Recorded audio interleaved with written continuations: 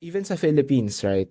One way of us getting investors from other countries is yung mga subsidies, parang saka tax break sa mga investors.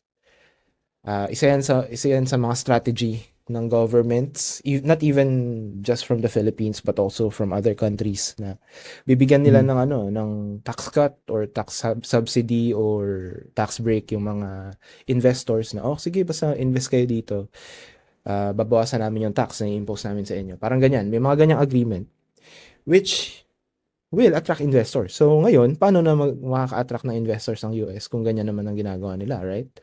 Mhm. Uh, ang mangyayari diyan, ang reasoning kasi behind that, sinasabi ng mga MAGA is para daw mas maging self-reliant ang US. Yung production daw ng mga bagay-bagay is sa US na daw mangyayari.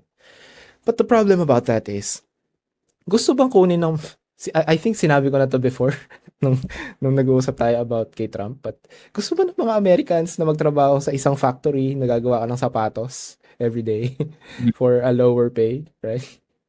Yung mga blue collar jobs. Yung pagiging Mhm. crew nga sa McDo pinagtatawanan na sa US eh. Yung pagiging barista nga sa Starbucks, pinagtatawanan na ng mga Americans eh. Minamaliit na nila kagad, Mhm. 'di ba?